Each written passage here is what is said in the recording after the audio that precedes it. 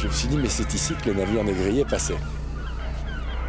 Et donc, on va faire une œuvre à l'abolition de l'esclavage.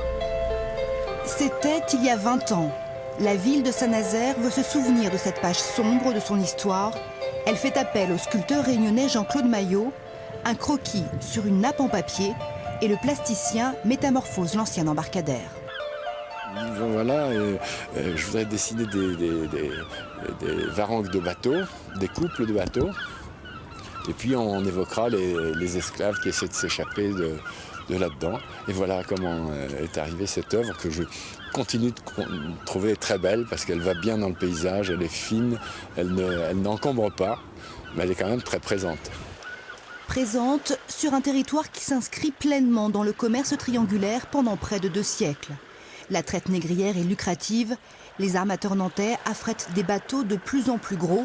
Ils ne peuvent naviguer sur la Loire ensablée. À quelques kilomètres de Saint-Nazaire, Paimboeuf s'enrichit en devenant l'avant-port de Nantes. C'est là qu'embarquent les membres d'équipage. Ces capitaines formaient ce qu'on appelait un équipage paroissial.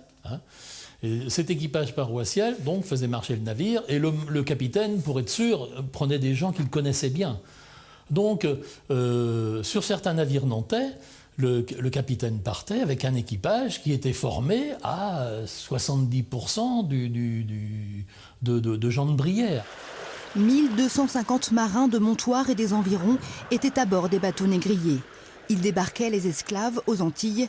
Une poignée de captifs a eu un autre sort. Le 2e jour de juin 1759, veille de la Pentecôte, environ les 10 heures du matin, nous a été présenté un nègre âgé de 12 ans pour être baptisé, lequel nous a répondu, après l'avoir interrogé, qu'il voulait embrasser la religion catholique, apostolique et romaine, ce que nous lui avons accordé.